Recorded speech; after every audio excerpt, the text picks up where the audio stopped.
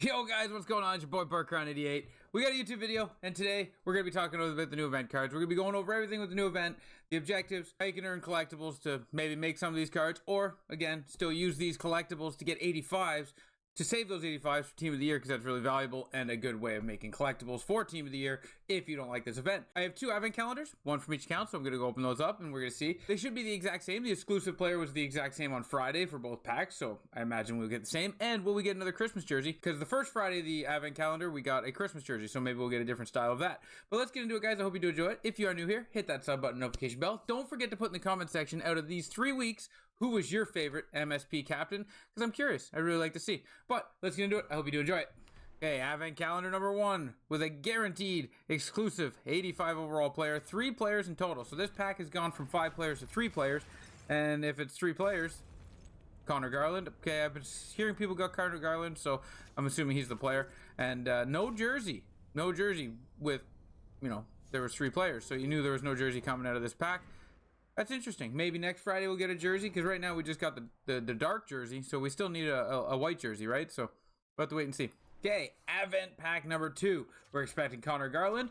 But what else do we get? And now we've drifted into the 3rd week of advent calendars, guys, which should be gold players, right? Should be gold players, as many as we can get. Connor Garland. The Connor Garland's not bad, because you get 1 more 85. That's 2 That's 2 Team of the Year collectibles, which, as we know, is nice, and everyone's trying to save. So an 85 is nice, guys. Now you're gonna notice I didn't do this. Hot Rush at all, because it wasn't needed. I did do this one, completed it throughout the course of playing games, because this one is first to 2 goals win. So I threw it on Superstar. I got my 2 goals as quick as possible as I was doing all this stuff, and I got it done relatively quick. It was like an hour and 10 minutes. And as you see here, everything's done. But what I want to show you is everything you can get out of it. I'll be opening up all this stuff, and I'll drop that video later on. But you get 2, 4, 5, 6, 7 collectibles, plus all the packs, and then the bronze collectibles and the XP collectibles. Yeah, I know you need the XP collectibles, but the bronze collectibles, you turn them in for diamond collectibles and get a better pack that way. So that's what I use those for. You get 13 bronze collectibles, and 2 weeks, you should be able to get yourself a Jumbo Elite player pack. And then you get 3 gold players, you get 84s and 82s. So the Hot Rush for an hour and a half, especially with the quick 2 goal one they got now, it's a really good one to attack. And then 7 collectibles is really good, because you can get another 3 with what they release. So Shane Doan, if you score a goal bottom left with him on rookie, you get 1 collectible. And then if you get a stick lift 3 times with Joe Sakic, semi-pro, you get another collectible. Get 1 shot block with Dennis Potvin, another collectible. And then score 1 goal with Steven Stamkos, gets you another collectible. So this is a good way of getting 3 collectibles, because you only need 10. You only need 3 of these. You get 7 from Rush, 3 from here. That's 10. That's 185 to go along with your advent calendar pack. That's 285s that you can use for 1 Team of the Year collectible. Really nice, guys, when you're trying to get everything together so you can get as many of those cards as you can get. And then objectives again, guys. They decided to go with no games played, which is nice because it doesn't really force you to go out and get a ton of cards. This way, if you build 1 MSP, like I have just the Messier, I will slowly get shots with Messier, I'll slowly get dekes with Messier, and I'll slowly get goals with Messier. I have 16 days, not a huge rush. And as long as I get all these done before Team of the Year drops, where I can use these collectibles to get 85s to get for Team of the Year, then I'm good. And then also they got just score goals in Rivals and get hits in Rivals. And that, again, is just with anybody. So that was easy to complete. And that's a quick 1 collectible, Daniel Briere, which will be used later on. And you get another 15 collectibles here. So that's an 85.5 out of just week 3. So those are the objectives. Hot Rush, moments. So what are the cards? What do we get? We got Shane Doan, which, if you watch my prediction video, Shane Doan is one person I thought was going to be in there. Steven Stamkos, which a lot of comments, people wanted Steven Stamkos. So that's a win. Dennis Potvin and Joe Sakic. So we're going to go look at these cards, see what they look like, and if I think any of them are really necessary to build, or if it's just a save for Team of the Year. And then on top of that, we got Landeskog, Couture, Akaposo, Dave Anderchuk, Ekman Larson, Andres Lee, Jared Spurgeon, which I did predict they would give Jared Spurgeon a card. I did think it was going to be an 85, but for some reasons I said 88, because why not? And then Randy Carlisle, okay.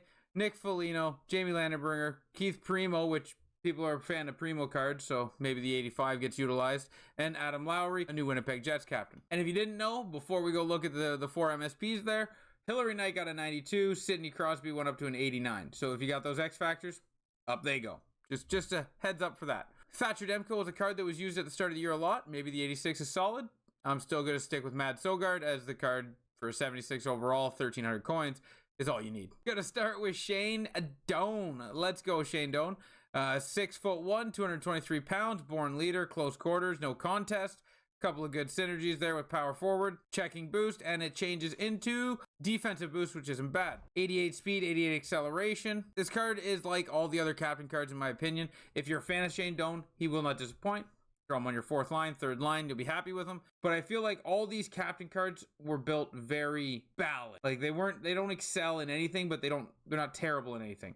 So Shane Doan, good card. Dennis Potvin, 6 foot, 205 pounds. This one kind of gets under my skin a little bit. Not that this Dennis Potvin's a bad card, or not that he shouldn't have been selected because he was a captain. We didn't need another left-hand defenseman. We are running out of usable right-handed defensemen. Like as the teams are getting better, that right side of that right-handed defensive position is staying stale. And I actually see a lot of people running like 4 or 5 left-handed Ds because there's no top end right-handed Ds to grab that they can go out and get, right? Like you can get Brisebois, but if you do the team builders, you lose Brisebois.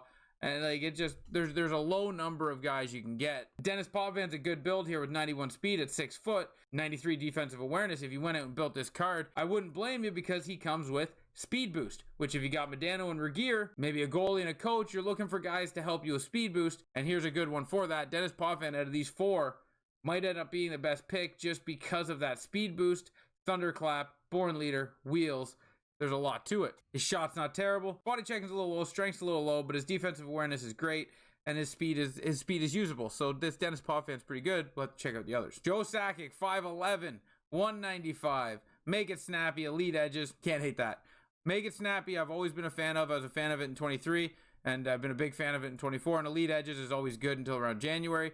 So, you know, still elite edges is pretty good, and Joe Sakic will be really good out there with it. 93 speed is actually fantastic, and 95 faceoff, if he has, which he does, defensive boost. Defensive boost comes with a +4 of faceoff, which gets him up to a 99, but I would honestly put the shooting boost on him. Get him up to a 97 shooting accuracy, 97 shooting power, and that wrist shot will just be snappy, and it'd be nice.